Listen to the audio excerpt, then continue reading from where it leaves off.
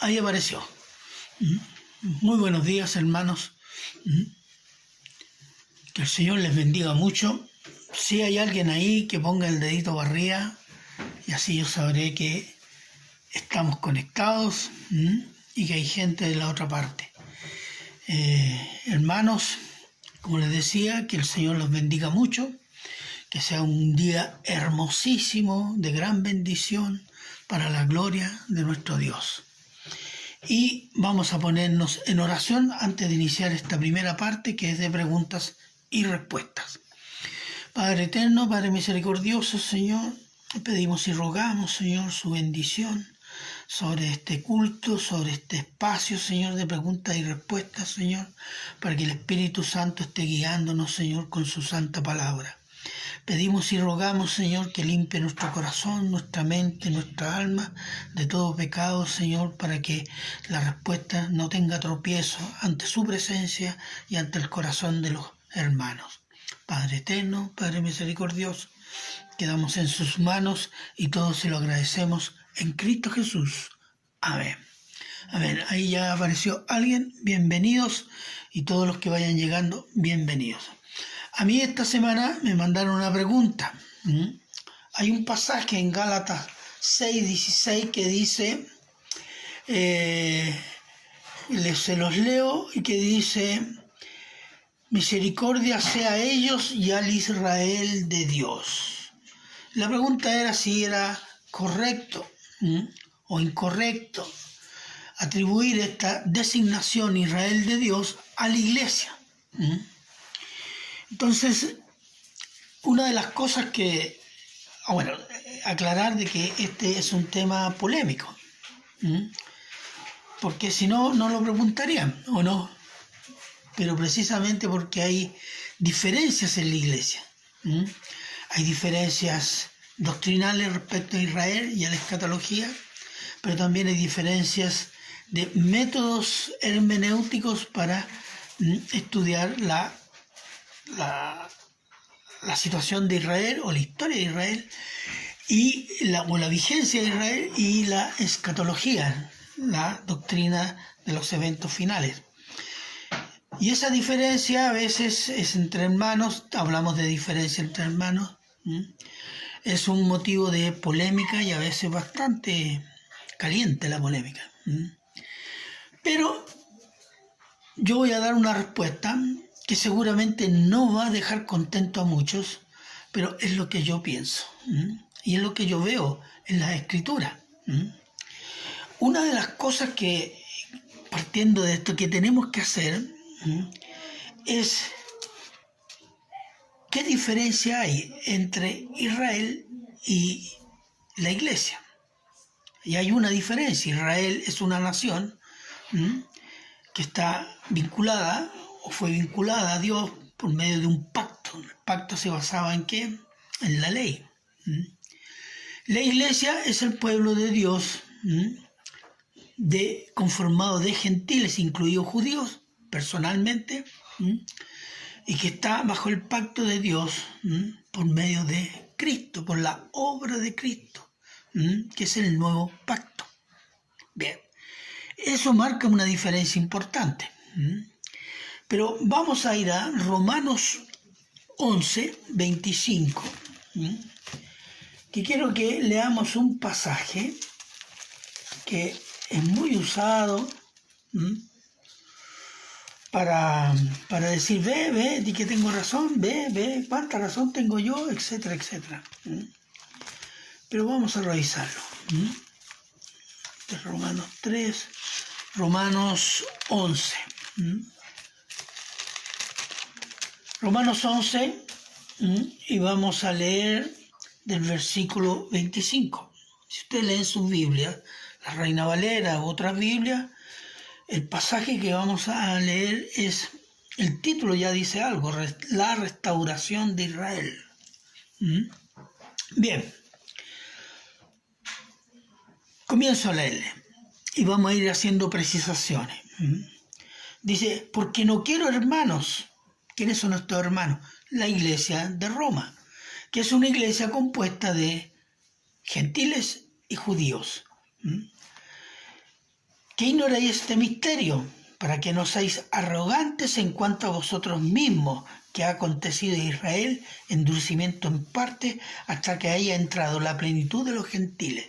Aquí hay un concepto bastante claro. Primero, se está dirigiendo a los hermanos de Roma, mayoría gentiles, y les dice, no sean orgullosos, no se envanezcan por lo que le ha sucedido a Israel, el endurecimiento en parte, no totalmente.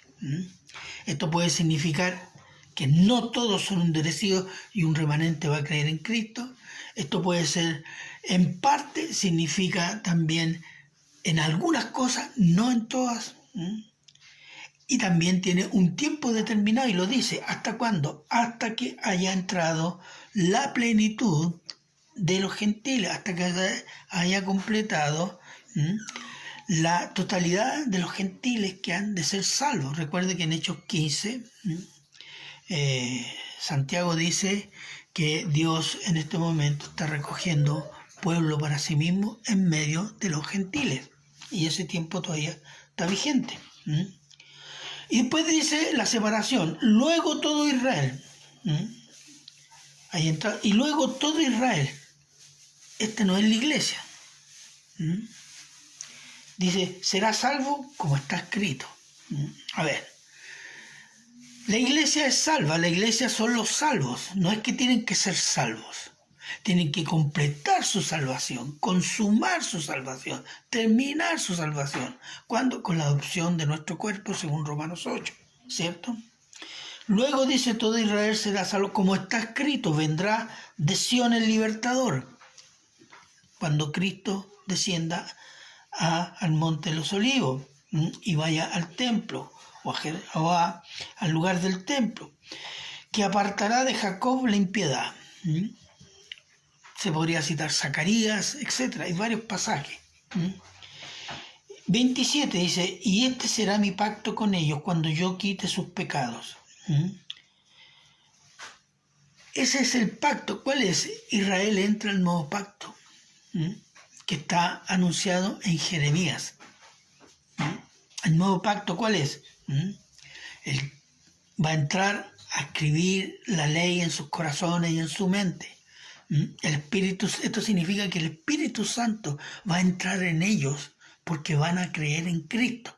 Porque no se tiene Espíritu Santo sin Cristo.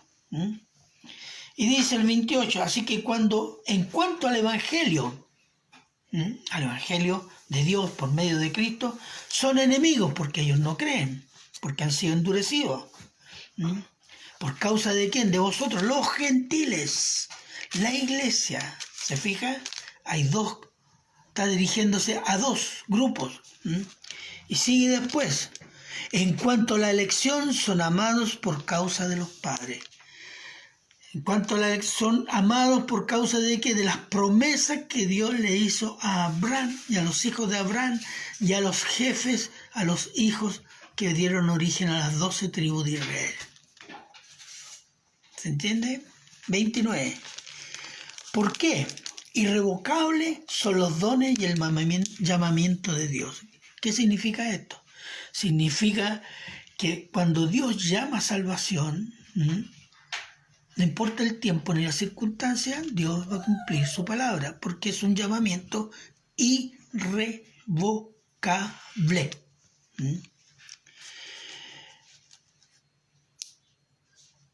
Pues como nosotros también en otro tiempo, como vosotros también erais en otro tiempo, ¿quiénes son estos otros?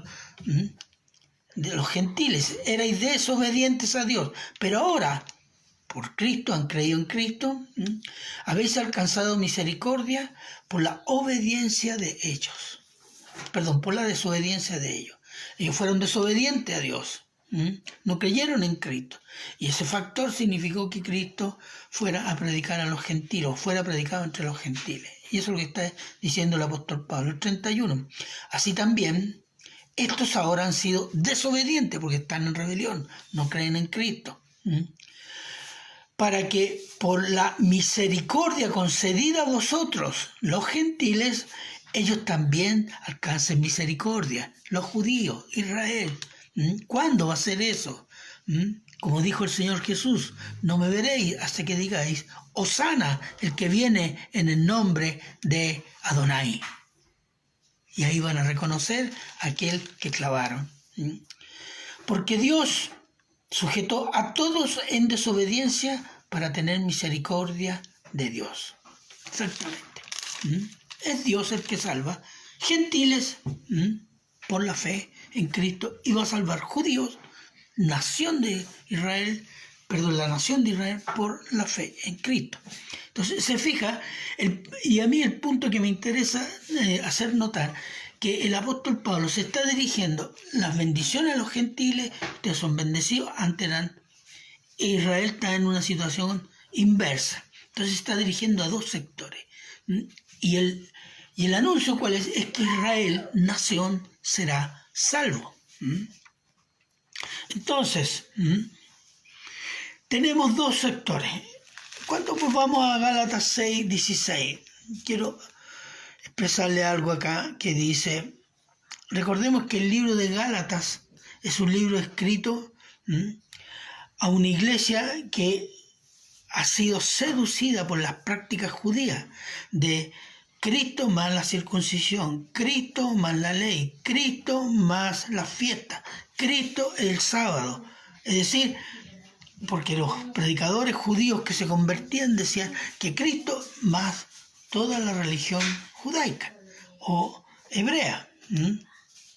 Entonces, el apóstol Pablo escribe esto para decir que eso no es correcto, eso no es válido, eso no es lo que corresponde. Entonces, para decirles que ¿quién hace esto? Cristo más circuncisión, día sábado, fiesta, qué sé yo, y todo lo demás es caer de la gracia, es salirse de la gracia, porque la gracia es solo por fe. La gracia es para fe. Entonces, que la salvación es por fe, no es por el cumplimiento de la ley, o Cristo más el cumplimiento de la ley. El apóstol Pablo dice que la ley nos lleva a Cristo, es el ayo que nos lleva a Cristo. En Romanos dice, es el conocimiento del pecado, no es la salvación. Y esto hay que tenerlo en cuenta porque hay gente que le agrega la ley, piensa que el sábado, etc. Entonces tienen que tener templo, tienen que cumplir toda la ley, si no están bajo maldición. Y eso es lo que les dice el apóstol Pablo. Entonces, déjenme leerles Gálatas 3, 7, 8. Dice Gálatas 3, dice, sabed por tanto que los que son de la fe o de fe, estos son hijos de Abraham. Y la Escritura, previendo que Dios había de justificar por la fe a los gentiles, dio de antemano las buenas nuevas a Abraham, diciendo, en ti serán benditas todas las naciones. Y eso está Génesis 12. Y en ti serán bendecidas todas las familias de la tierra, todos los clanes de la tierra, todas las naciones o etnias de la tierra. ¿Cuál es la bendición que viene por medio de Abraham y su pueblo? Cristo. Cristo es judío. Cristo nace judío, es de la raza judía. Fue prometido que venía a través de Israel y de la tribu de Judá y de la familia descendencia de David. Por lo tanto, aquí tenemos que hay una promesa para todos, judíos y gentiles. ¿Cuál es? Cristo. Y esto es universal. No es solo para los judíos. Y lo está diciendo, y recuérdense que en Romanos 4 hay un capítulo completo que el apóstol Pablo dice que la salvación es solo por fe a partir de Abraham. El ejemplo más notable es Abraham. Abraham fue salvo por la fe y creyó a Abraham a lo que Dios le había dicho. Y fue justificado, fue declarado justo. ¿Por qué? Porque le creyó a Dios. Eso le fue contado por justicia. Entonces, ¿cuál es el pasaje acá?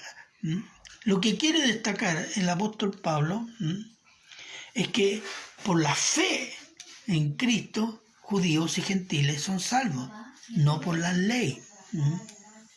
Y eso incluye que todos los que son salvos por la fe en Cristo, judíos y gentiles, son el pueblo de Dios. El pueblo de Dios hoy día no está unificado porque tiene que convertirse en Israel. Y déjeme decirle, si alguien dice que Dios ha descartado a Israel, quiero darle algunos datos. Primero vimos ya Romanos 11, pero no es una idea nueva. El descarte de Israel comenzó prácticamente con algunos de los primeros padres. No es cierto que todos los primeros padres, porque se estaba produciendo una evaluación de dos fenómenos. Uno, la desaparición de la nación de Israel. Recuerde que Jerusalén fue arrasada y después reconstruida por los romanos, pero ya no había más templos, hasta hoy. Y segundo, los cristianos gentiles comenzaron a culpar a los judíos de asesinato a Cristo. Y esto se comenzó a crecer. Y un episodio ¿cuánto se llama? Aquí lo tengo anotado. Resulta que en el año 410 Roma es invadida por los visigodos, los bárbaros, es saqueada. Y Roma era gobernada por los obispos católicos romanos, o cristianos en ese tiempo todavía. Y Agustín escribe un libro para responder una pregunta que quedó en todo el cristianismo de aquel tiempo. Si Roma era la ciudad de Dios, ¿cómo fue posible que los bárbaros la invadieran, la saquearan? Estaban choqueados. Y Agustín escribe un libro que se llama La ciudad de Dios y la ciudad pagana. La ciudad de Dios es la Nueva Jerusalén y Roma no era la ciudad. Y ahí, en este libro, que son 22 libros, que se demoró algunos como 10 años en escribirlo, él postula el hecho de que, o se insinúa a lo largo de todo el texto de la escritura, de los escritos de Agustín, que la iglesia es la ciudad de Dios. Y esto implica que Israel ha sido descartado. Y esto implica que todas las bendiciones, y esto se vino elaborando con el tiempo, y ahora es la doctrina del reemplazo. Pero la Biblia a mí Romanos 11 me dice otra cosa. Me dice otra cosa, por citar algunos textos. Entonces, quiero leerle, vamos a entrar ahora a 6:16, pero les voy a leer desde el versículo 11. Mirad, dice siempre en Gálatas 6:11, mirad con cuán grandes letras os escribo de mi propia mano, porque era medio ciego. Todos los que quieren agradar en la carne, los que quieren agradar en la carne, esto os obligan a que os circuncidéis solamente para no padecer persecución a causa de la cruz de Cristo. En tiempos de persecución en algunas regiones del imperio, entonces muchos decían, no somos cristianos, somos judíos, no es que somos circuncidados, estamos circuncidados, tenemos la circuncisión, etc. Porque ni aun los mismos que se circundan, esto es los judíos, guardan la ley, pero quieren que vosotros os circuncidéis, los gentiles, para gloriarse en vuestra carne, es decir, para decir, ve cómo estamos convirtiendo gente. Pero lejos esté de mí gloriarme, sino en la cruz de nuestro Señor Jesucristo, porque por quien el mundo me es crucificado, a mí y yo al mundo. Aquí hay algo que dice que no es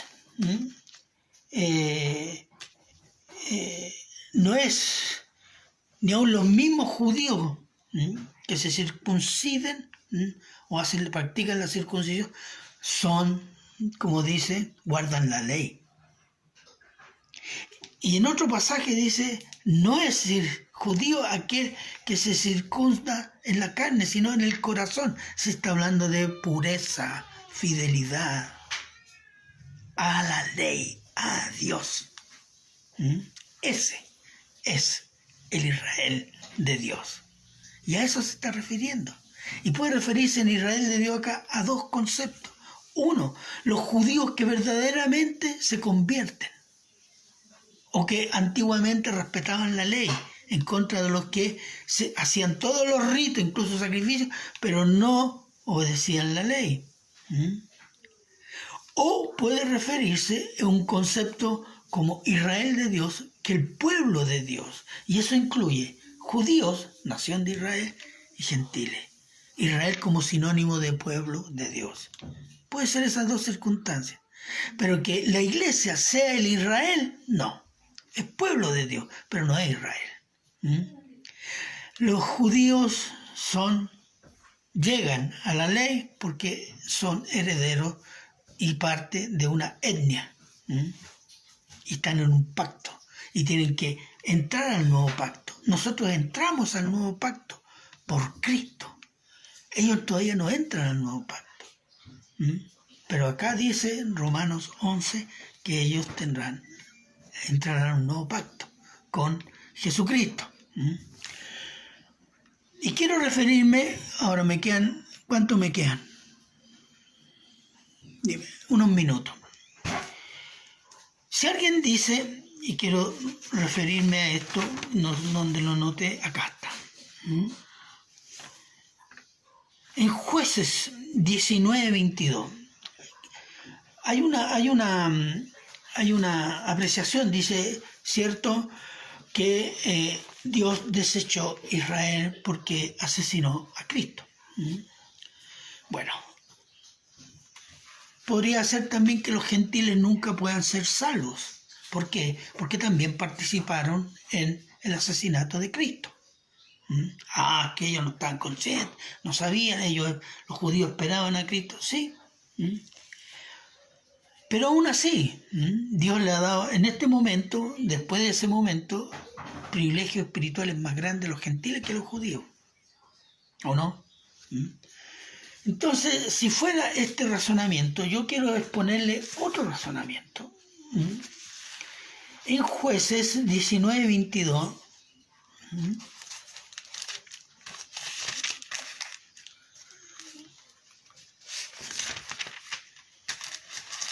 Juez 19:22, que dice lo siguiente. Recuerde que el libro de los jueces dice, en Israel no había Dios y cada uno hacía lo que bien le parecía. Y hay un capítulo donde hay un levita que llega a la casa de un hombre que le da hospitalidad. Es en el área de la tribu de Benjamín, y hombres de la tribu de Benjamín llegan a esta casa y quieren raptar a este hóspite, a este levita. Miren lo que dice. Pero cuando estaban gozosos, he aquí que los hombres de aquella ciudad, hombres perversos, rodearon la casa, golpeando la puerta, y hablaron al anciano dueño de casa diciendo, saca al hombre que ha entrado en tu casa para que lo conozcamos. ¿A qué se parece este pasaje? ¿No se parece al pasaje de Lot y sus hóspedes que eran unos ángeles? Y llegaron los hombres de Sodoma y danos los hombres porque queremos conocerlo. ¿Qué significa eso, conocerlo? Significa tener relaciones íntimas, violarlo, sexo, sexo homosexual. Déjeme decirle cuál es la diferencia entre la tribu de Benjamín y Sodoma y Gomorra. Sodoma y Gomorra por el mismo pecado fue exterminada.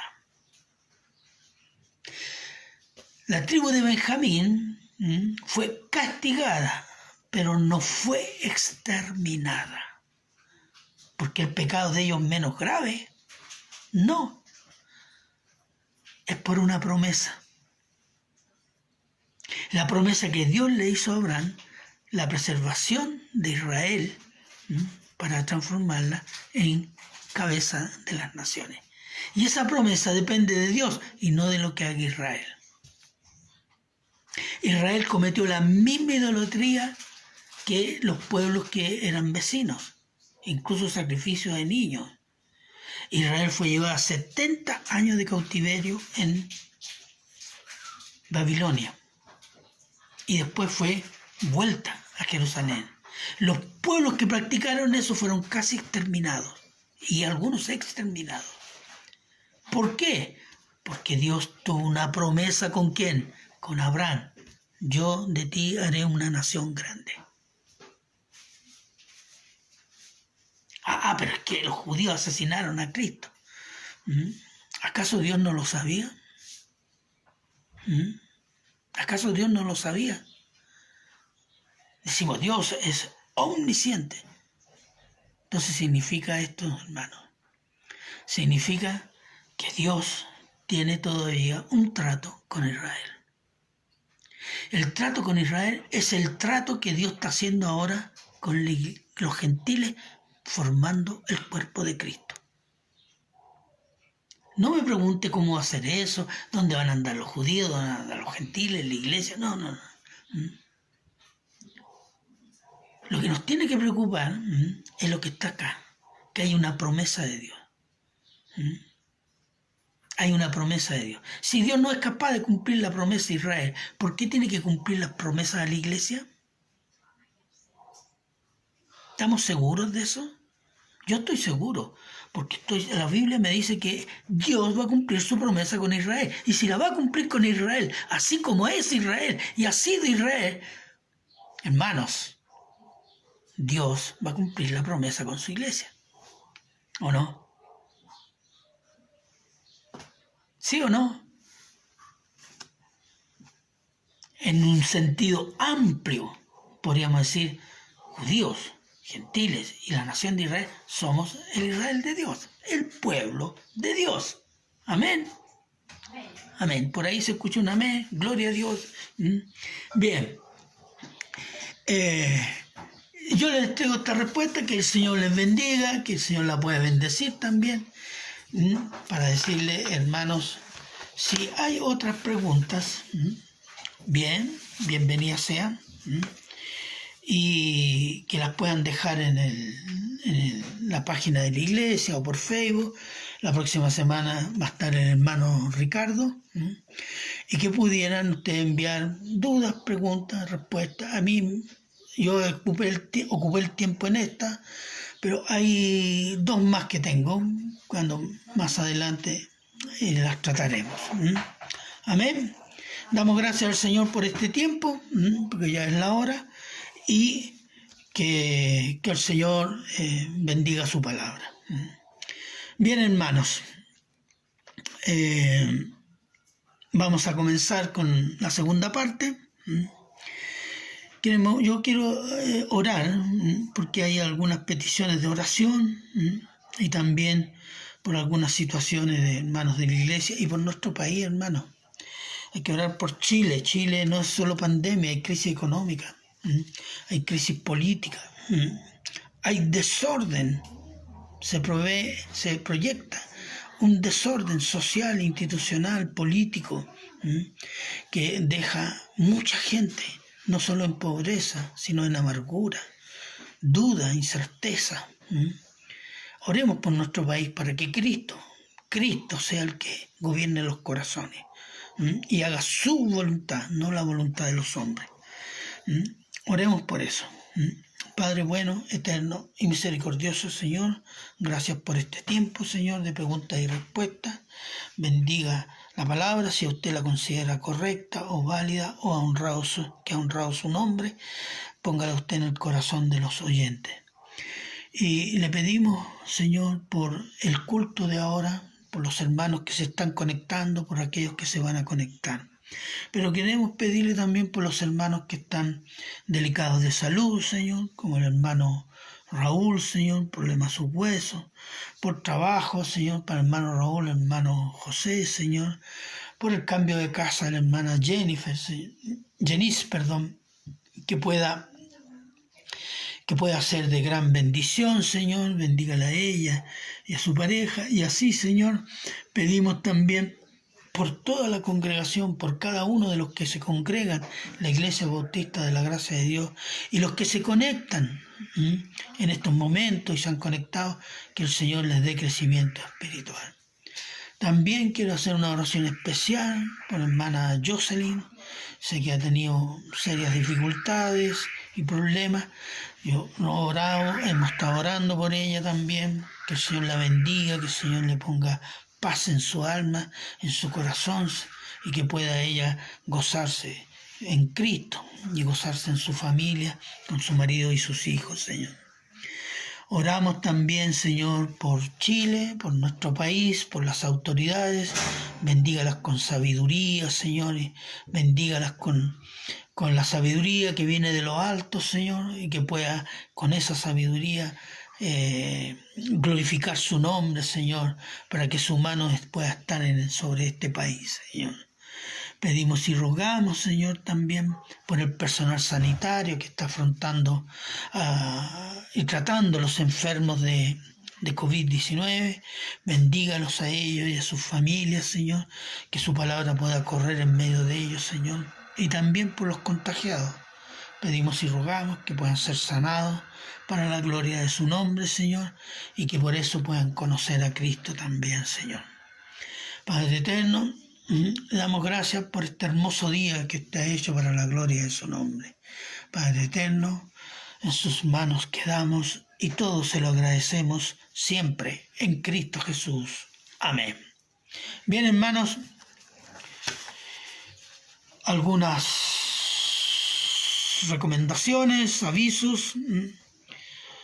Primero, los que usted ya conoce y siempre deseamos que estamos poniendo en práctica, ¿cierto? Lea, obedezca, ¿qué cosa? Su Biblia. Hermanos, si no hay Biblia, si no hay conocimiento y obediencia a la Biblia, no hay cristianismo. Segundo, ore por sus hermanos y sus enemigos y por Chile. Bendice a los que te maldicen, ora por los que te persiguen, etc.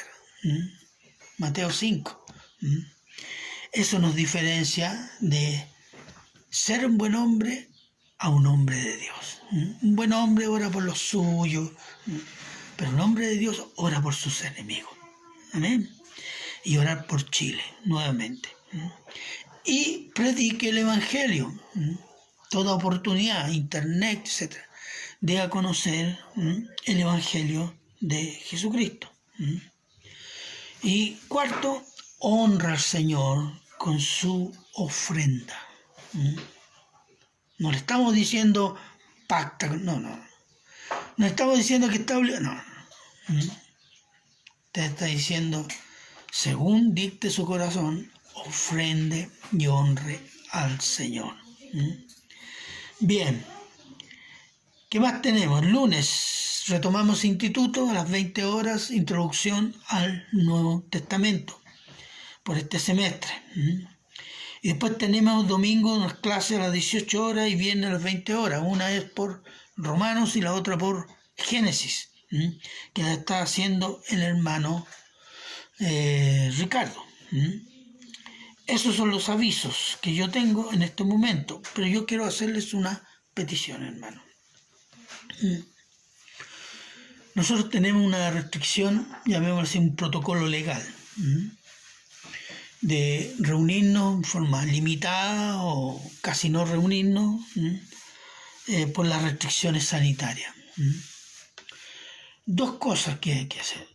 Se está eliminando estas restricciones o este desconfinamiento que le llaman.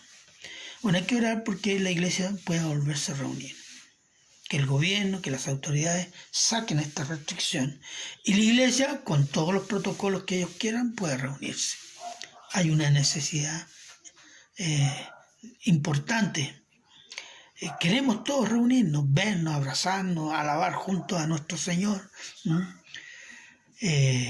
mostrar nuestro amor, ¿cierto? No hay nada más lindo que en vez de papeles y verte y abrazarte, ver la emoción, ver el gozo también de los hermanos. Así que, hermanos, haga de esa oración un deber. Así que esperamos que pronto podamos reunirnos.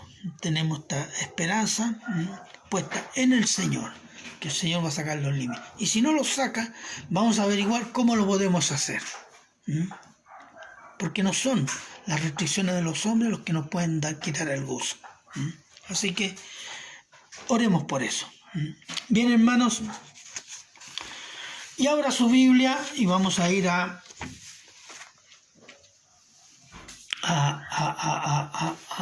abra su Biblia en 1 Corintios, capítulo 2, versículos 14, 15 y 16.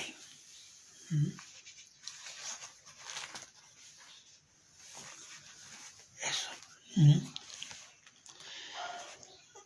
Bueno, aquí hay un tema que da para mucho más de lo que yo podría decir. Se pueden deducir una serie de lecciones y de enseñanzas. Pero vamos a introducirnos con algo que quiero que usted lo escuche atentamente. Porque lo que vamos a hablar está incidiendo no solo en la iglesia de hoy, también es una verificación para nuestra vida como personas, como hombres y mujeres cristianos. Bueno, vamos a comenzar. Pero antes de comenzar vamos a poner esto delante del Señor. Padre bueno, Padre eterno, Padre misericordioso, pedimos y rogamos la guía del Espíritu Santo, Señor, para que todo lo que salga de esta palabra, Señor, pueda ser gloria para su nombre y bendición para los hermanos. Sabemos, Señor, que usted se honra cuando su palabra es obedecida y correctamente enseñada. Pedimos esta misericordia, Señor, en el nombre de Cristo Jesús. Amén. Bien, hermano. Y comienzo diciéndole lo siguiente. La filosofía. No, es una introducción, no es la predicación. La filosofía desde los griegos hasta hoy busca responder 3 preguntas sobre el hombre. ¿Quién es el hombre? ¿De dónde viene el hombre? Propósito presente del hombre, el futuro del hombre. ¿Dónde va el hombre? Son 3 preguntas, una del pasado, presente, quiénes somos, y futuro, dónde vamos, de dónde venimos, lo que somos y dónde vamos. Entonces, todas las corrientes filosóficas, todas, cualquiera, ninguna excluida, giran y especulan en torno a estas 3 preguntas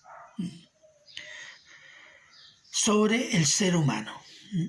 Las respuestas que históricamente se han venido dando son variadas y muchas veces repetitivas, recicladas. Hay muchas cosas que parecen nuevas hoy día, en la filosofía incluso, pero son muy antiguas, solo que aparecen en una forma más renovada hoy día. Unas que consideran al hombre un dios o un semidios. Hay gente así ahora, lo había antes en la antigüedad, ¿cierto? Tenían este pensamiento filosófico. O considerar al hombre una víctima de sus miedos convertidos en dioses. Este es Freud. Y muchos piensan todavía lo mismo. O también que es un animal inteligente, pero animal. O una criatura de libre albedrío poseedora del universo. Todo es del hombre. Otros consideran que es lo que siente el hombre. El hombre es lo que siente, y lo que siente es el sentido del universo. Bueno, eso es, digamos, un pensamiento filosófico bastante común. O también que el hombre es la razón. La razón le da sentido al hombre, y la razón del hombre es la medida de todas las cosas. Otros dicen que el hombre es sus sentimientos, y esos sentimientos crean la propia realidad y la propia verdad. Esa es la filosofía moderna. Porque dice, yo me siento hombre, entonces esa es mi realidad. Y la mujer que dice que se siente hombre, entonces esa es su realidad y esa es su verdad, porque eso es lo que siente, aunque no tenga nada que ver de un punto de vista biológico, científico y visual incluso, nada. Lo que cuenta son lo que se siente. ¿Ha visto esa gente que se siente, este caballero de 50 y tantos años, que se siente niña de 6 años y anda bolseando por las casas? Eso es lo que se llama el sentimiento como construcción de la realidad y la verdad. Es la máxima decadencia a la cual ha caído el mundo. Pero toda corriente filosófica es pasajera y nunca da una respuesta sólida y definitiva. Por 3 razones. Primero, el hombre está enamorado de su razonamiento sobre sí mismo, lo que significa que el hombre cree que las respuestas están en sí mismo. Y eso es falso. ¿Por qué? Porque es criatura. Y siendo criatura es limitado. 2. El hombre se ha olvidado, se ha desconectado y ha despreciado a Dios, su creador, que lo creó a imagen y semejanza de Dios. 3. La filosofía, incluso toda la ciencia humana, no toma en cuenta que la raza humana es raza caída, dominada por el pecado, y está fuera de la presencia gloriosa del Dios único y verdadero. Es decir, el ser humano es un cadáver espiritual destinado a arder en el fuego, en el lago de fuego y azufre, según Dios, no según los pastores. El hombre con sus divagaciones filosóficas se engaña sobre sí mismo y se afirma en el rechazo a Dios.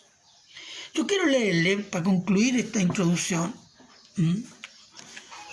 un pasaje de capítulo 1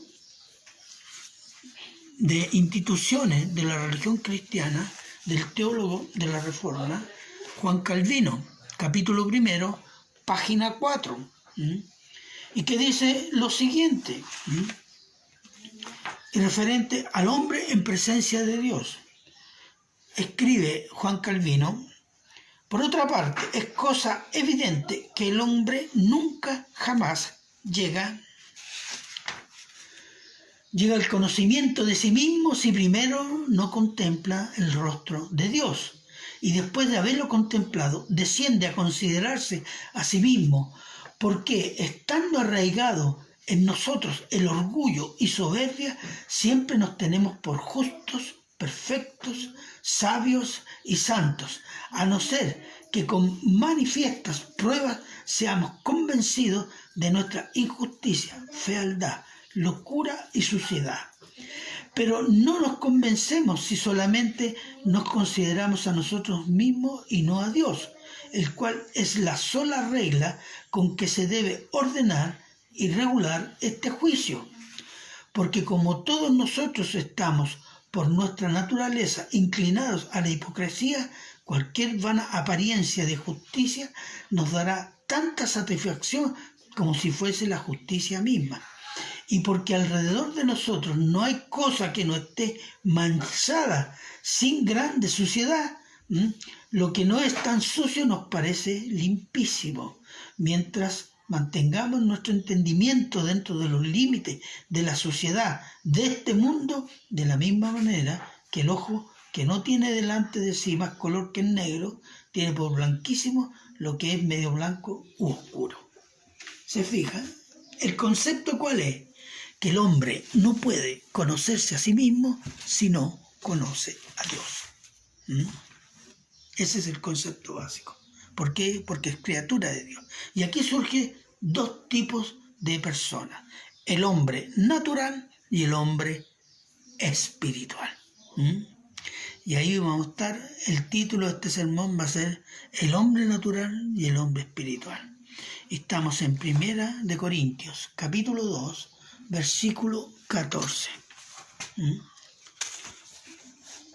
14 al 16. Bien, hermanos.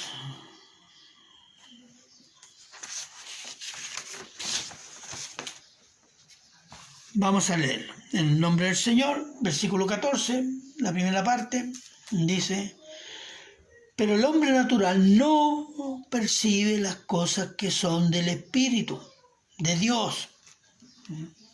Vamos a ver. Vamos a tratar de desmenuzar aquí qué es lo que es el hombre natural.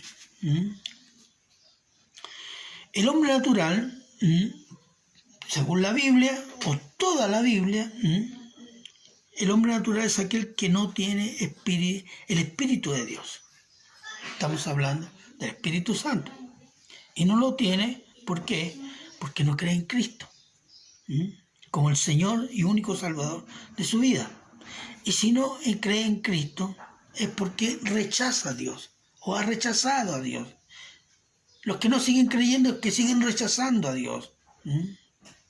Mire lo que dice Juan 3:18. El que en él cree, está hablando de Cristo, Juan, no es condenado. Amén, dice. Pero el que no cree, ya en estos momentos, ha sido condenado porque no ha creído en el nombre del unigénito Hijo de Dios, del unigénito único en su género, que es Cristo. Entonces, el hombre natural, entonces, es el hombre condenado. Pero el hombre natural tiene un origen. Hay consecuencias de ser el hombre natural y tiene un término el hombre natural. Un destino, podríamos decir. Primero, el origen del hombre natural. ¿Cuál es el origen del hombre natural? ¿Dónde nació el hombre natural? Es el hombre caído. ¿En qué momento nace? Vamos a la Biblia. La Biblia lo explica. Génesis 1:31. ¿Cómo vio Dios su creación primero? Y vio Dios todo lo que había hecho, y aquí que era bueno en gran manera. Y fue la tarde y la mañana del día sexto. ¿Qué dijo Dios de su creación? Bueno, en gran manera, es decir, sin defecto. ¿Cuál es ese defecto?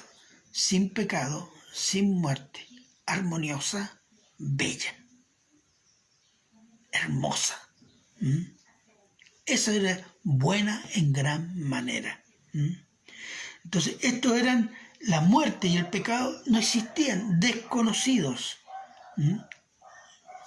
¿Qué más? Todo cambió cuando Eva y Adán, o Adán y Eva, escucharon y creyeron al malo, al rey de la maldad. Génesis 3:5. ¿Qué les dijo? ¿Se acuerda que los tentó? Primero a Eva y después Eva tentó a Adán.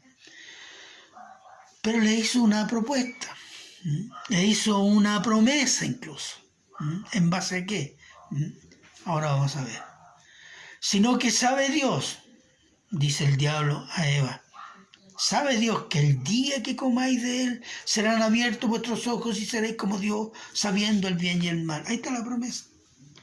Si ustedes desobedecen a Dios, comen este fruto, van a ser independientes y van a saber más cosas y van a ser Dios. ¿O no? En el corazón del incrédulo todavía está eso. Eso marca al mundo. El mundo quiere ser como Dios y lucha para ser como Dios. Mucha filosofía hay. La exaltación del hombre es un camino para transformar al hombre en un Dios. Pero ¿cuál fue el resultado? El juicio de Dios al malo, a la mujer, al hombre y a la naturaleza, que estaba bajo la administración o dada por mayordomía al hombre, también cae en desgracia. Y vamos a Génesis 3:19 y les voy a leer solo un pasaje, un versículo, que habla de las consecuencias para todo ser vivo a partir del ser humano. Dice: con el sudor de tu rostro comerás el pan hasta que vuelvas a la tierra, porque de ella fuiste tomado. Pues polvo eres y al polvo volverás. ¿Qué significa esto? Que tú morirás. Entró la muerte. Entró la muerte al hombre, entró la muerte a todo ser vivo y entró la muerte a la naturaleza. Eso fue el efecto de la desobediencia. Veamos Romanos 5:12 y lo explica el pasaje cuando dice: por tanto, como el pecado entró en el mundo por un hombre y por el pecado la muerte, así la muerte pasó a todos los hombres por cuanto todos pecaron. ¿Qué sucedió? Y aquí lo explica. Es lo que se llama que la raza humana hereda las consecuencias del pecado de Adán y Eva. El pecado, ¿cuál fue? Desechar, desobedecer, no tomar en cuenta el mandato de Dios, la palabra de Dios, la ley de Dios, y creer en la palabra del malo. La palabra del malo apunta a ¿qué? A atribuir a Dios malas intenciones o propósitos muy oscuros. Sabe Dios, que Él sabe, pero eso no le ha dicho todo. Por eso no quiere que coman esto. Él está envidioso. No, Él no quiere competencia. Hay gente que todavía habla así, es lo mismo, eso es el pecado, el poder del pecado. Desechar a Dios es el dominio del pecado. Si desecha a Dios, rechaza a Dios, rechaza a Cristo, eso habla de que una persona está dominada por el pecado. Y de la muerte. Y la muerte física. La muerte física es un juicio de Dios por causa del pecado. Entonces somos una raza bajo juicio, porque estamos dominados por el pecado, destinados a la muerte. No nos gusta eso. No nos gusta. No, el hombre nace bueno, pero la sociedad lo corrompe. Eso es filosofía también. Sociología de la peor. Pero es muy popular dentro de la Iglesia Católica, incluso dentro de los anarquistas. Yo se le escuché a un montón de anarquistas que el hombre nacía puro, en esencia, porque el hombre era puro, pero la sociedad lo corrompe, esta sociedad capitalista, etcétera, etcétera. Bueno, ideas de ellos. Pero veamos Romanos 6:23a. Cuando dice A minúscula quiere decir la primera parte del versículo. Dice: porque la paga del pecado es muerte. Exactamente. El resultado del pecado es la muerte. El juicio del pecado es la muerte. Y todo ser vivo muere. ¿Por qué? Por el pecado que es connatural a todo ser vivo. Toda la naturaleza, todo ser vivo está dominada por el pecado. Entonces, toda la raza humana hereda la naturaleza caída de Adán y Eva. Es decir, hereda lo que es la naturaleza caída o hombre natural. Adán y Eva pasaron a ser personas naturales, sin la gracia de Dios. Y heredamos esa calidad de hombre o personas naturales, sin Cristo. Vamos a ver, y sin Dios. Entonces, y el juicio de muerte físico, pero también hay un juicio de muerte espiritual. Es decir, todo ser humano nace sin relación o comunión con Dios. Vamos a Génesis 3, 23, 24, que dice así: Adán y Eva ya cometieron, Dios hizo el juicio, pero hay algo pendiente. Y dice, y lo sacó Jehová del huerto de Edén para que labrase la tierra del que fue tomado, porque fue puesto en el huerto del Edén, Adán y Eva, para que labrase o cuidase la tierra. Echó pues fuera al hombre y puso al oriente del huerto de Edén querubines y una espada encendida que se revolvía por todos lados para guardar el camino del árbol de la vida. El árbol de la vida es el árbol de la vida eterna. Déjeme explicarle algo. El huerto de Edén, el huerto no se llamaba en Edén. Había un lugar que se llamaba de Edén, donde estaba el huerto. Bueno, era como el altar, el tabernáculo, donde Dios en la tierra se comunicaba con su criatura, con su mayordomo que administraba toda la creación. Tenía esta comunión con su criatura, y el hombre y su mujer fueron expulsados de este lugar de la comunión con Dios. ¿Debido a qué? Al pecado. Entonces, simboliza ¿qué cosa? La pérdida de la comunión con Dios. Pero Dios, en su infinita misericordia, hace dos cosas en la expulsión, antes de la expulsión. Primero, hay una promesa. Génesis 3.15. Génesis 3.15 que dice, cuando habla de la serpiente y la mujer, y que dice a la serpiente, y pondré enemistad entre ti y la mujer, entre ti y tu simiente, y la simiente suya, ésta te herirá en la cabeza, y tú le herirás en el calcañar. La simiente de la mujer. ¿Cuál fue la simiente de la mujer? María, la mujer. Y la simiente de la mujer, Cristo. ¿Por qué se dice simiente de la mujer? Porque fue concebida divinamente por el Espíritu Santo de Dios. Entonces, terrenalmente es solo descendencia de la mujer.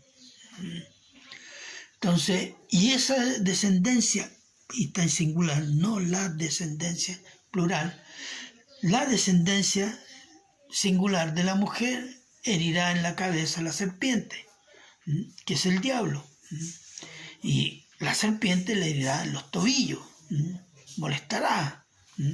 Así lo vemos en los evangelios. Esto es lo que se llama el protoevangelio o pequeño evangelio.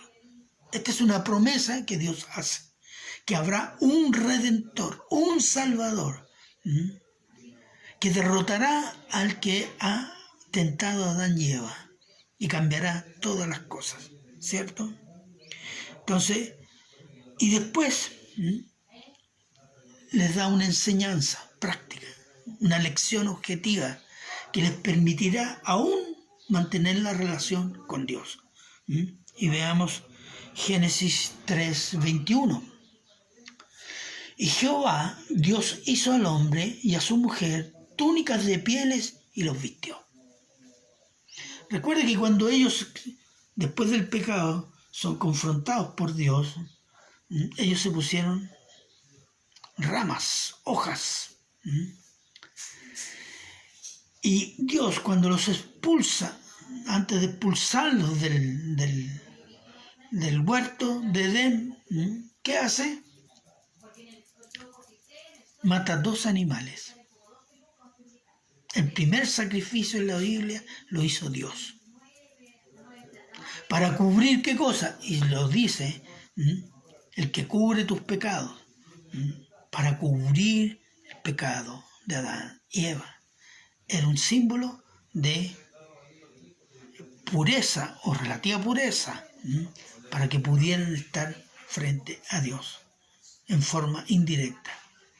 Esto después, cuando Dios entrega la ley a Israel, va a ser la norma. Va a ser la norma, va a ser ley, los sacrificios en el templo. ¿Por qué? El sacrificio en el templo es el ejemplo de que mi pecado es castigado en ese animalito inocente, puro, sano, perfecto, para que tú puedas oír mi clamor, mi oración, mi petición, obtener misericordia de Dios. ¿Por qué? Porque la paga del pecado es la muerte. Eso es lo que dice acá. Veamos.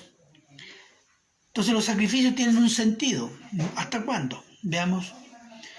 Hebreos 9, 24 al 26, que dice lo siguiente: porque no entró Cristo en el santuario hecho de mano, figura del verdadero, sino en el cielo mismo, cuando fue a la diestra de Dios Padre, para presentarse ahora por nosotros, los creyentes, ante Dios, y no para ofrecerse muchas veces como entra el sumo sacerdote en el lugar santísimo cada año con sangre ajena.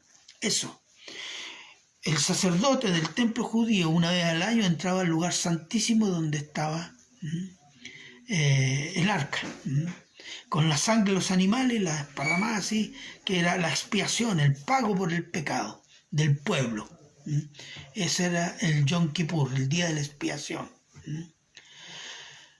De otra manera, hablando de Cristo, le hubiera sido necesario padecer muchas veces desde el principio del mundo, pero ahora, en la consumación de los siglos, al final de los tiempos, se presentó una vez para siempre por el sacrificio de sí mismo para quitar de en medio el pecado. Y eso fue la cruz de Cristo. No hay más sacrificio. La cruz de Cristo, el sacrificio de Cristo, sella definitivamente y tiene efectos eternos en salvación y expiación. Ni siquiera yo tengo que hacer lo que se llama simbolizar el sacrificio a través de la misa que ahí representa y que el sacerdote convierte, ¿no? El pan y ahí está el cuerpo de Cristo y la sangre. No, eso es blasfemia. Eso es hacer insuficiente la obra de Dios por medio de Cristo en la cruz. Entonces, el hombre natural es el hombre que rechaza a Dios y está dominado por el pecado y espiritualmente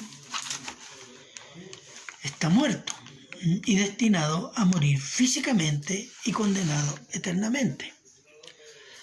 Pero hay dos más. ¿Qué efectos tiene esto para la vida del hombre natural? Las consecuencias. Ya dijimos que el hombre natural es tal porque es una criatura desconectada de Dios, ya no vive, no piensa, no ama, no desea la gloria de Dios. No. Sino su propia gloria, gratificación, agradarse a sí mismo y no a Dios. ¿Sí? Piense usted, ¿hace algo? ¿Por qué? ¿Porque esto va a honrar a Dios? No. Cosa es entre cristianos. Pero el hombre natural hace todas las cosas para agradarse a sí mismo. Aunque sea malo, pero es que me gusta. Es mi placer, es mi vicio, es mi hobby. Entonces, el hombre vive para agradarse y glorificarse a sí mismo. Esto es lo que se llama la depravación total del hombre. La depravación total de la raza humana ante Dios. Esta palabra asusta. No, somos depravados, unos degenerados. Sí, ante Dios, sí. Y le voy a explicar por qué. Porque el hombre fue creado para dar gloria a Dios. Toda la creación fue creada buena en gran manera para dar gloria a Dios, para exaltar sus atributos. La creación no es Dios, pero en la creación están las características y atributos de Dios: perfección, belleza, armonía, ciencia. Esos son atributos de Dios. Y ahí están. Y el hombre fue creado a la imagen y semejanza, la única criatura, toma en cuenta. Fue la única criatura creada a la imagen. ¿Para qué? Para administrar su creación y dar gloria a Dios. Ante la naturaleza, el hombre era como Dios. ¿Y de dónde venía todo su poder para administrar, para gestionar y dar gloria a Dios? De su comunión con Dios. Perdió la comunión con Dios, perdió la administración por causa del pecado. Entonces ya se transforma en algo inútil, corrupto, depravado, porque no tiene mérito ante Dios. Déjeme leerle Jeremías 13:10. Elegí este versículo porque nos va a dar un ejemplo. Es Dios hablando al profeta sobre Israel y dice: este pueblo malo, que no quiere oír mis palabras, que andan en las imaginaciones de su corazón y que van en pos de... Se parece algo a la iglesia, algo, ¿cierto?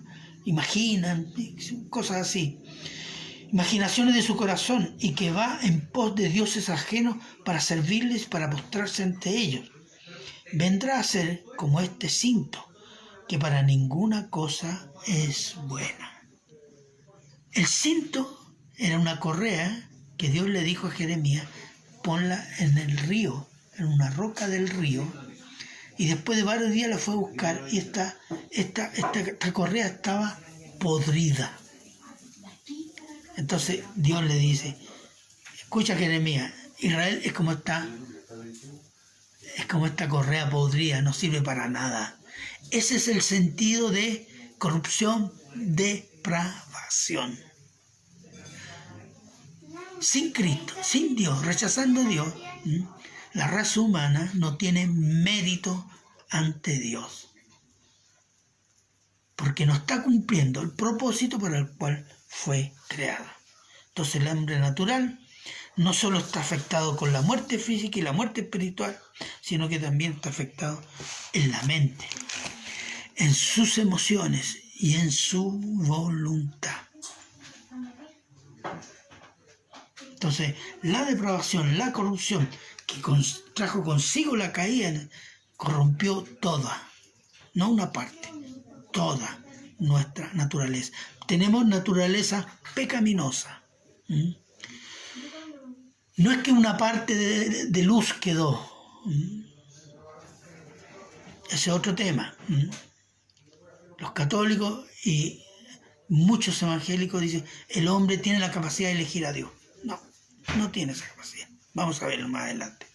¿Qué dice de la mente? La mente, el entendimiento, la razón ha sido entenebrecida.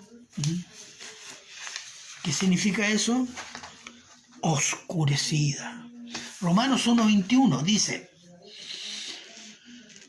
hablando de los hombres: pues habiendo conocido a Dios, no le glorificaron como Dios, ni le dieron gracias, sino que se envanecieron en sus razonamientos. Envanecieron significa hicieron inútiles. Razonamientos vacíos, inútiles, ese es el sentido. Y su necio corazón fue entenebrecido. Aquí siempre lo repito porque nunca queda claro, parece. Tenemos la tendencia, corazón, sentimiento, el querer, etc. No. Los judíos, el concepto corazón para ellos era el ser interior, que incluye pensar, el sentir y el decidir. Eso incluye las tres cosas. Cuando Jesús dice: del corazón salen los malos pensamientos, no dice los malos deseos, los malos pensamientos, el adulterio, etcétera, etcétera. Está hablando de mente, emoción y decisión, voluntad. Entonces dice, la parte interior fue oscurecida. El hombre natural conoce el bien y el mal, pero está desconectado de Dios. de modo que su mente, su pensar es siempre en sí mismo, y lo refleja de las cosas más cotidianas y más simples, que a veces ni cuenta nos da, hasta la filosofía, los pensamientos, la ciencia, la filosofía humana, la razón humana, el centro, o ¿cuánto se dice? La razón humana es la medida de todas las cosas. ¿Qué traducido qué significa? La ciencia. La ciencia humana es el conocimiento de la verdad. Si no es científico, o no existe, o es un mito. Pero los hombres han caído muchas veces y han tenido que rehacer la ciencia. Rehacer la ciencia. Muchos años atrás se dijo que muchas cosas, entre esas, que los hititas que aparecen en el Antiguo Testamento no existían, que fue un mito, que Abraham era un mito, que Jesús era un mito. Pero las piedras hablaron. Descubrimientos arqueológicos documentan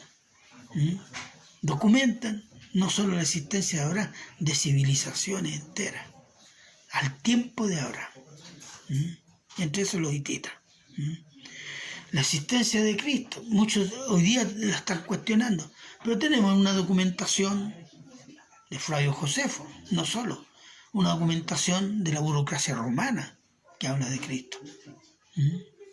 Y los escritos judíos, la Mishá, los comentarios, hablan de este Jesús, no hablan bien, pero las cuales que existió. Entonces, el gran problema de la mente es que cuando rechaza a Dios, se nubla. Hay cosas que no ve. Y lo que ellos pueden palpar, con sus sentidos, con su ciencia, con su conocimiento, eso es la realidad. Si no lo puedo palpar, si no lo puedo entender, si no lo puedo explicar, no existe.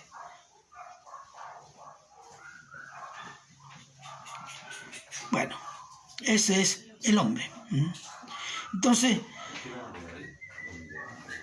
la ciencia humana no es el conocimiento de la verdad. La mente humana, la razón humana no es el conocimiento de la verdad. Es un engaño de sí mismo. Porque la ciencia del hombre es limitada. Y la limitada ciencia humana no puede conocer a Dios. No quiere conocer a Dios porque la ciencia humana está basada en la exaltación del hombre. En todos los planos. Que se puedan sacar cosas útiles que han servido progreso, sí, pero no están basadas en que el hombre desea glorificar a Dios. En su mente está el hecho de glorificarse a sí mismo, en muchos aspectos. Déjeme decirle un breve paréntesis histórico, un pasaje así, digamos, como decir, una sinopsis histórica. En el siglo XVIII es llamado el siglo de las luces. Te va a unir el libro de historia. El siglo de las luces, ¿por qué se llama así? O el siglo de la iluminación también le llaman. Debido a dos cosas, grandes descubrimientos científicos y la invención de nuevas tecnologías. Fue un boom muy grande. Pero a mayor ciencia, mayor que crecía, esto con los viajes, la agricultura, la industria, la tecnología, conocimientos científicos nuevos, etc.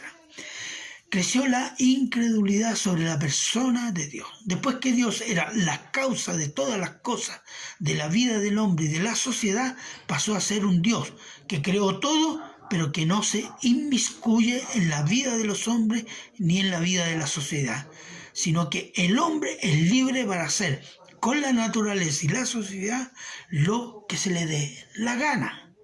Este movimiento se llamó teísmo. Y en el siglo XIX llegó el liberalismo en política, que fue una nueva fe para el cristianismo, el cual asumió dentro de esa fe liberal el dogma de la evolución, declarando que el Pentateuco, los primeros 5 libros de la Biblia, que los judíos llaman la ley, no lo escribió Moisés, que Cristo nunca dijo que era Dios y que lo que dice los evangelios que dijo Cristo, nunca lo dijo Cristo, sino que se lo inventaron los discípulos y los que escribieron los evangelios. Y el siglo XX va peor, ¿o no? La sociedad y la cultura levantaron un otro Dios, el placer de los sentidos, a través de los medios de comunicación, cine, etc. El placer de comer, el placer del sexo, el placer del ocio, el placer por el placer sinónimo de felicidad. Ese nuevo Dios entraba a esta sociedad hasta hoy día. Este Dios también se ha introducido en la iglesia, bajo la forma de la gracia de Dios. La gracia de Dios para santidad, pero se la ha transformado que la gracia de Dios es la bendición para ser ricos, sanos, sin problemas, con alta autoestima y tener solo amor. ¿O no? El pecado, el arrepentimiento, el juicio, la ira de Dios, la santidad son expresiones que dividen y no muestran amor. Hermanos, esto es una muestra de odio a Dios. Se los digo con todas sus letras. La ira de Dios es santa. Cuando no tenemos el deber de arrepentirnos como cristianos, y quien quiere creer en Cristo tiene que arrepentirse de sus pecados, cambiar, porque Dios es santo. Y decir que es solo amor y no es fuego consumidor, entonces estamos hablando de un ídolo que se ha creado la iglesia cristiana de hoy día. Estos conceptos de pecado, arrepentimiento, juicio, ira, santidad han sido desterrados de la predicación de los púlpitos y ha sido desterrada de la vida de los cristianos. Hoy día es la iglesia dictándole ley a Dios. Dios es el amor, tú no puedes hacer juicio. Dios perdona sin arrepentimiento. Queremos salvación sin cruz. Queremos cielo sin santidad. Ese es el hombre dictando ley a Dios. Y esto es una iglesia degenerada, satanizada, porque son conceptos satánicos, vienen del infierno. Producto del predominio de la mente del hombre natural en los seminarios, en el pastorado y entre los teólogos, que han educado a las iglesias, o muchas iglesias, en el analfabetismo bíblico y en el culto de los propios pensamientos y las propias interpretaciones de la Biblia. Sueños, los sentimientos y las tincadas como obra del Espíritu, como empujones del Espíritu Santo. Eso es completamente bárbaro. No es cristianismo. Eso es típico de una religión satánica o pagana, como se llamaba antiguamente. Entonces, esto es el efecto del producto de una mente del hombre natural que ha predominado y está predominando en la iglesia. Veamos otro aspecto. El hombre natural decide por lo que ve. Primera de Samuel 16, 6, 7. Y aconteció Samuel yendo a la familia de Isaí, porque Dios lo manda a ungir al nuevo rey que se eligió Jehová. Y dice, aconteció que cuando ellos vinieron, él vio a Eliab, el hijo mayor de Isaí, y dijo, de cierto delante de Jehová estás ungido. Y Jehová respondió a Samuel, no mires a su parecer ni lo grande de su estatura, porque yo lo desecho, porque Jehová no mira lo que mira el hombre, pues el hombre mira lo que está delante de sus ojos, pero Jehová mira el corazón. Este es un profeta de Dios. ¿Y qué? Este es grande, así fortachón, este debe ser el rey. Nosotros tenemos un concepto que todo lo hermoso es bueno. Pero el infierno puede llegar a ser hermoso. Pero quema. Es doloroso. Ve una mujer bonita, debe ser, es un ángel, debe ser bonita, es buena. No. Si los demonios también se disfrazan de ángel para destruir a las personas. Entonces nosotros, el hombre natural ve lo que tiene delante de sus ojos, no ve más. Y se fabrica impresiones sobre esto. Y también decide o vive por lo que desea. Santiago 13:15 dice, y note que esto se lo está diciendo a la iglesia. Vamos ahora, los que decís, hoy y mañana iremos a tal ciudad y estaremos allí un año y traficaremos y ganaremos, cuando no sabéis lo que será el mañana. ¿Por qué? ¿Qué es vuestra vida? Ciertamente es neblina que se aparece por un poco de tiempo y luego se desvanece. En lugar de lo cual deberíais decir, si el Señor quiere, viviremos y haremos esto y aquello. ¿Qué es lo que está notando el escritor inspirado? Que incluso cristianos se comportan como hombres naturales, es decir, no consideran a Dios en su vida, en todos los aspectos de su vida. Nos sometemos a Dios. Señor, mira, yo quiero hacer esto, ¿qué dices tú? Yo espero tu respuesta. No. Nosotros armamos todo y decimos, Señor, firma, por favor. Ya pues, bendígalo. ¿O no?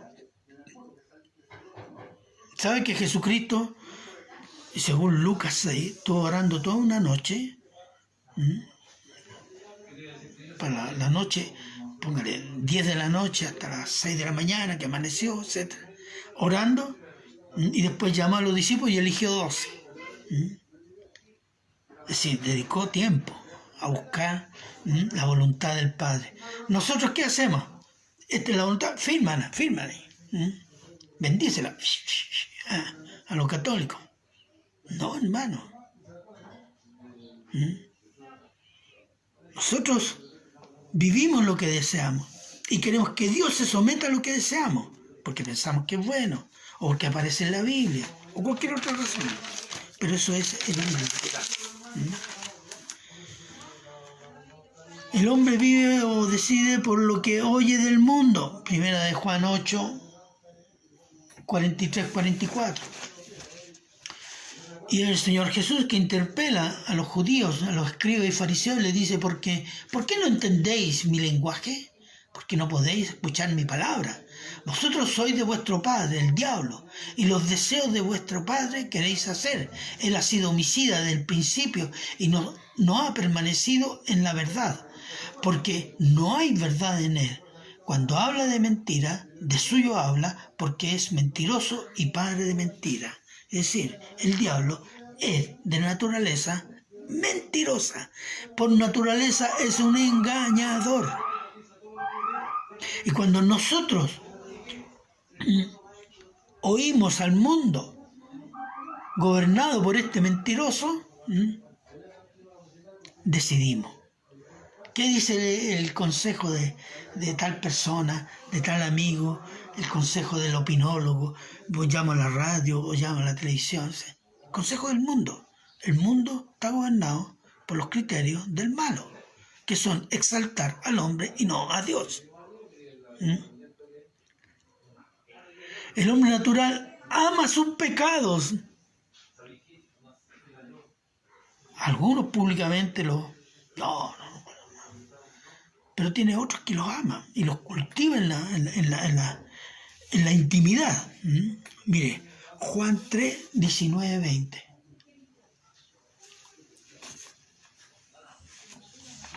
Juan 3, y aquí no lo noté. Ya lo voy a buscar acá, permiso. Juan 3, 19, 20. Si alguien puede estar ahí, o cuando yo los tenía presentes, si hay alguien más rápido que yo. Pero acá lo tenemos. Juan 3, 19 y 20. Dice: y esta es la condenación, que la luz, Cristo, vino al mundo. Y los hombres amaron más las tinieblas que la luz, porque sus obras eran malas. Porque todo aquel, versículo 20, que hace lo malo, aborrece la luz. Es decir, todo hombre, todo ser humano dominado por el pecado, aborrece a Cristo. Y no viene a la luz, no viene a Cristo para que sus obras no sean reprendidas. Porque al hombre no le gusta el pecador. Tienes que arrepentir. No hay amor ahí. Tú no tienes amor. O cuando alguien le dice a otra persona, o cuando le dicen a uno mismo, le molesta. Si no, ¿qué se cree? ¿Se cree más santo que yo? Si es igual que yo, ¿qué se cree? No nos gusta. Pero no olvide algo. Cuando estemos en la presencia de Cristo, Cristo va a desnudar toda su... Y usted no va a poder decir nada. ¿Qué va a hacer usted? ¿Sabe lo que va a decir? ¿Sí, incrédulo? Sí. Si es creyente, perdón, Señor. ¿Se fija? Entonces, permiso.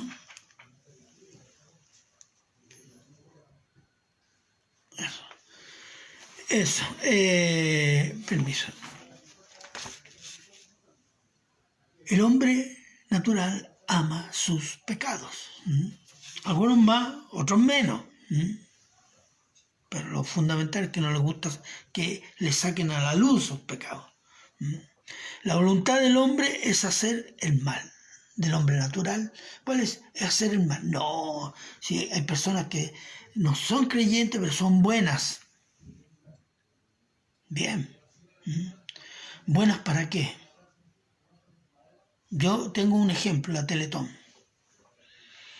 Llega y dice, nosotros hemos decidido aportar tantos millones, cientos, 1.000 pesos. Pero como están todos publicados, todos se pegan el cartel de bueno. Entonces, ¿para qué eso? Para mi gloria. Claro que ayuda a otros, pero es para mi gloria. Y las empresas lo hacen porque eso les da clientes, crédito, credibilidad para su negocio. No es para glorificar a Dios. Génesis 6:5. Y vio Jehová que la maldad de los hombres era mucha en la tierra y que todo designio de los pensamientos del corazón, ahí lo tiene, de ellos era de continuo solamente el mal. Traduzcámoslo así, solamente buscar su propio agradable. Agradarse a sí mismo, aunque eso pueda significar destrucción de cosas y personas. Entonces,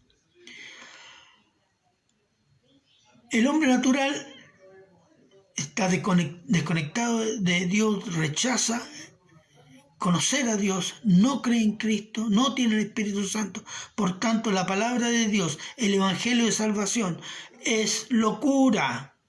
No las puede entender, ni quiere entenderlas. El hombre natural es esclavo de su naturaleza pecaminosa.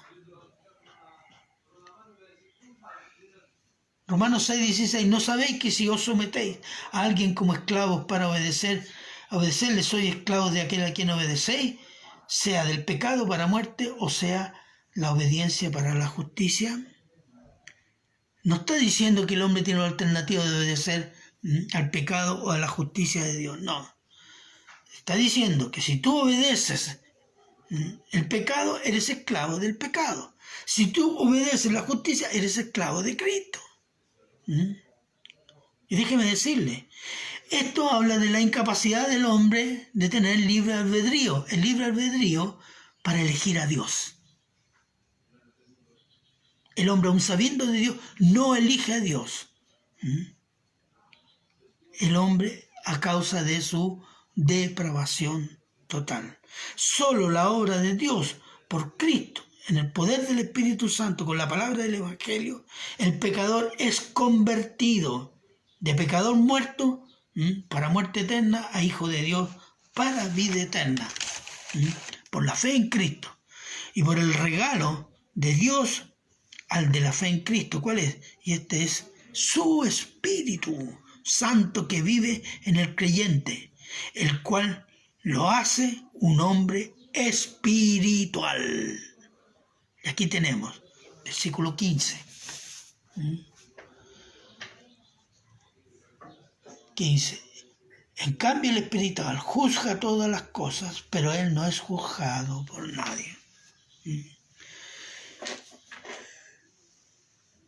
Miren, hermano, el espiritual discierne, y eso es lo que significa gobernar o juzgar. Discierne todas las cosas, discierne, distingue, discrimina, evalúa, decide, todas las cosas de acuerdo al criterio que emana de la palabra de Dios. Es decir, discierne espiritualmente, porque ese es el gran tema. Hermano, si usted está discerniendo por su propia carne, usted está actuando como hombre natural. Si usted busca la palabra, busca a Dios, busca el consejo de Dios, su discernimiento, su evaluación va a ser de hombre espiritual o de persona espiritual. La palabra de Dios es la clave y fundamento del hombre espiritual. El Espíritu Santo usa la palabra de Dios para guiar al creyente y por la palabra de Dios glorifica a Cristo en el creyente. Juan 16, 14.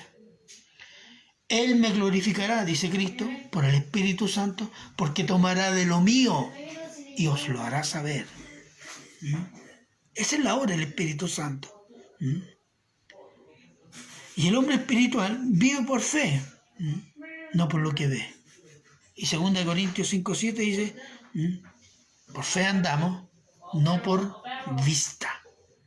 Pero para andar por fe, yo tengo que basar mi pensar, mi desear y mi decisión en la palabra de Dios. El hombre espiritual vive por la obediencia a la palabra. Primera de Juan, brevemente, 2, 4, 5. El que dice yo le conozco y no guarda sus mandamientos, el tal es mentiroso. Y la verdad no está en él, pero el que guarda su palabra, en este verdaderamente el amor de Dios se ha perfeccionado. Por esto sabemos que estamos en él. El que dice permanece en él, el que dice que permanece en él debe andar como él anduvo. Sí, hermanos. Hay dos cosas. Si usted no anda en obediencia a la palabra y dice que ama a Dios, no. Usted ama su carne, su ego, su yo, su autoestima. Eso es. El hombre espiritual ama a Cristo y a los hermanos. Y lo dice el Señor. El que dice que ama a Dios y no ama a su hermano es mentiroso. ¿Cómo puede amar a Dios que no ve y odiar al hermano que ve? El hombre espiritual es nueva criatura. Nueva criatura es el nuevo hombre. Y que tiene que crecer en santidad de Dios. La santidad de Dios, la santidad de Cristo. Imitando a Dios. Efesios 5. Efesios 5, 1, 2. Sed imitadores de Dios como hijos amados y andad en amor como también Cristo nos amó y se entregó a sí mismo por nosotros. Ofrenda y sacrificio a Dios en olor fragante. Escucha, hermano. Si usted no ama a Dios, si no ama a Cristo, usted no va a crecer y ni siquiera va a crecer en santidad. ¿Por qué? Porque amor y santidad. Porque yo no puedo crecer, admirar y amar lo que no creo. Si usted ama a Cristo, ama su santidad, usted va a crecer y va a querer imitarlo. Porque lo que no se ama, no se imita, se rechaza. Pues si yo me digo cristiano, yo tengo que amar a Cristo y desear lo que Cristo tiene. ¿Qué tiene? ¿Poder? No. Santidad. Sin santidad nadie verá a Dios. Así que, hermanos, y versículo 16, vamos a ir concluyendo, que dice lo siguiente. Entonces, en cambio el espiritual no puede ser juzgado, porque si se juzga el espiritual, se juzga a Dios. Ese es el punto. Estoy hablando del espiritual, no estoy hablando de uno que se declara apóstol y profeta de cualquier cosa. No, estamos hablando del hombre que es fiel a la palabra y que vive en la palabra. Juzgarlo, cuestionarlo, es cuestionar a Dios. Si a alguien yo le digo, mire hermano, usted está, eso es adulterio, que no tienes amor, que tú no me entiendes, bueno, está juzgando que Dios no tiene amor. Entonces, al pecado le agrega la blasfemia, porque está rechazando la amonestación que viene de Dios por medio de un creyente, un hombre espiritual. Entonces, por eso el hombre espiritual, pero él no es juzgado por nadie, él puede evaluar todas las cosas. ¿Por qué? Porque ¿quién conoció la mente del Señor y quién la instruyó? ¿Qué hombre puede darle consejo a Dios? Nadie. Nosotros tenemos la mente de Cristo. ¿Cómo tenemos la mente de Cristo? Porque fuimos a Cristo, creemos en Cristo, y por su palabra nuestra mente es renovada regularmente. ¿Usted quiere renovar su mente, cambiar su mente? En Cristo usted le ha sido dado el poder por medio del Espíritu Santo. Romanos 12:2. No os conforméis, significa no os amoldéis a este siglo, sino transformaos por medio de la revelación, renovación de vuestro entendimiento, para que comprobéis cuál sea la buena voluntad de Dios, agradable y perfecta. Hermanos, ¿cómo puedo yo renovar mi forma de pensar, mi forma de sentir, mi forma de decidir? La palabra, obediencia, comunión con Dios. Esto cambia mi interior, y ya lo dije la vez pasada, y esto hace mi renovación permanente. Y esto me da el conocimiento de Dios y lo que quiere Dios para mí. Mientras yo no conozca a Dios, yo no voy a saber qué quiere Dios, y voy a suponer que Dios quiere según el dictado de la carne. La palabra de Dios, leída y obedecida, renueva nuestra mente, crece nuestro amor por Cristo y su voluntad pasa a ser nuestra voluntad. El hombre espiritual está destinado a la resurrección con cuerpo glorioso por el poder del Espíritu Santo, para vivir eternamente en la gloriosa eternidad del Padre, del Hijo y del Espíritu Santo. El hombre natural será resucitado para la condenación eterna en el lago de fuego y azufre. Déjeme leerle el último versículo. Juan 5, 28, 29. No os maravilléis de esto, porque vendrá hora cuando todos los que están en los sepulcros oirán su voz, y los que hicieron lo bueno saldrán a resurrección de vida, mas los que hicieron lo malo a resurrección de condenación. Eso es. Esto está en la Biblia, inspirada por Dios. Pero el hombre natural sí puede no tener ese fin, hermano, de una condenación eterna. Si por la misericordia de Dios escucha el Evangelio y cree en el Evangelio, él pasa a ser un hombre espiritual. Donde Cristo, en la obra de Cristo, en la cruz de Cristo, sus pecados son castigados. Y al pecador se le atribuye la santidad de Dios, y a Cristo los pecados del pecador. Y por esa obra de fe, nosotros somos perdonados y declarados justos ante Dios. Y por esa razón el Espíritu Santo viene a vivir en el creyente para conocer a Dios, amar a Cristo, obedecer a Cristo y vivir por la palabra. Mire, hermano, ese puede ser el fin si usted no cree en Cristo. Si es un hombre natural, vaya a la palabra, vaya a la rodilla, Arrepiéntase de todo pecado. No espere sentirlo, porque la carne nunca va a sentir pecado, porque ama el pecado. Y lea los evangelios. No comience con Génesis. Lea los evangelios. Y arrepienta. Si es cristiano, crezca. ¿Dónde está el crecimiento del cristiano? En el sometimiento a la obediencia de la palabra. Miren, hermano, si su oración es por cosas que pueden ser muy necesarias, pero no está orando por crecimiento espiritual y leyendo la palabra y obedeciendo la palabra, su cristianismo es raquítico. Y cristianos raquíticos hay muchos. Y dentro de los cristianos raquíticos están infiltrados una serie de incrédulos que tienen mente de hombre natural y atribuyen a Dios cualquier cosa y dicen que viene del Espíritu Santo. ¿Por qué? Porque no tienen la luz de las Escrituras. Entonces, ser un hombre espiritual es ser un hombre de la Biblia. Y que guarda mi palabra me ama.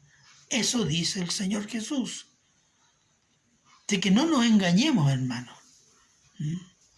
Nosotros tenemos la mente de Cristo. Cultive la mente de Cristo con la palabra. Cultive esa mente que le fue dada. No se la ganó. Usted no está obedeciendo a Cristo para ganar. No. Usted obedece a Cristo porque ya es salvo. Si usted cree que tiene que ser más santo para ganarse a Dios y ganársela, no, usted está equivocado. Usted tiene que irse a otro lado. Vaya a la iglesia católica, a la iglesia mormona, a los testigos contra Jehová, a cualquier otra secta. Porque el que busca la santificación es porque tiene en su corazón ya el Espíritu Santo que le pone que ame la santidad de Dios. Si no tiene esos deseos, es un religioso, ore. Y permita que la palabra lo confronte. Porque muchas veces la palabra nos confronta, pero cuando ella nos confronta la cerramos. Decimos, ay, qué misericordioso el Señor. No, ese el Señor es bastante claro con nosotros. Dice, hijo, póngase las pilas. O lleva a alguien por convicción de pecado. Pero ahí estamos luchando, no, es que no puedo, no. Sí, yo sé, pero no puedo. Es el poder del pecado en nosotros. Y nosotros se lo consentimos conscientemente.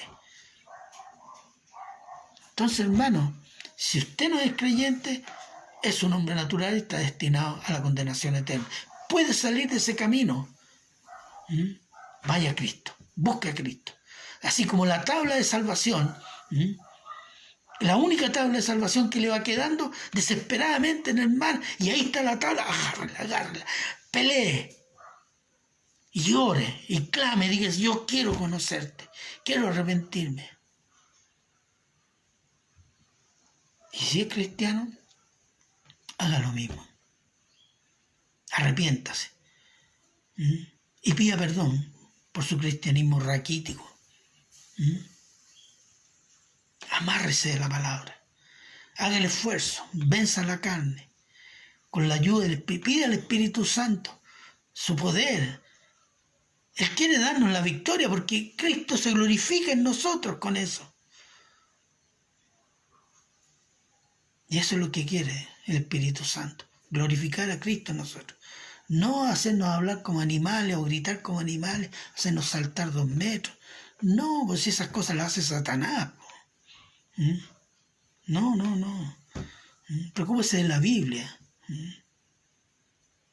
de lo que dice ahí. Así que, hermanos, yo concluyo hoy día y que el Señor los bendiga, que el Señor los haya bendecido con esta palabra y vamos a cerrar orando. Padre bueno, Padre eterno, Padre misericordioso, damos gracias, Señor, por todo lo que podemos extraer de este pasaje, Señor, significado de lo que es el hombre natural, lo que es el hombre espiritual. Muchas veces nosotros como hombres espirituales, personas espirituales, hemos caído, hemos permitido, Señor, que el pecado en nosotros, Señor, nos haga dudar, nos haga flojear, nos haga ser indolentes con las cosas maravillosas que usted nos ha regalado por Cristo Jesús, su Espíritu Santo, su palabra y el acceso al lugar santísimo por Cristo Jesús. Así que pedimos perdón, Señor, y yo ruego, Señor, que si alguna persona tiene dudas o no cree, que usted, Señor, usando esta palabra, pueda usted convencerla y atraerla a Cristo. Yo le pido y le ruego que el Espíritu Santo haga lo que está escrito en su palabra, que está prometido que su palabra no vuelve vacía, Señor. Si usted, Señor, considera que debe honrar la palabra que hoy día se ha expuesto, Señor, pedimos que no vuelva vacía, Señor. Que los que no creen, crean. Los que están débiles se fortalezcan. Los que tienen duda tengan la certeza. Y todos los que son cristianos y buenos cristianos crezcan mucho más. Para la gloria de su santo nombre. Gracias, Señor. Y se lo agradecemos en Cristo Jesús. Amén. Bien, hermanos, que el Señor les bendiga mucho. Nos vemos el día miércoles.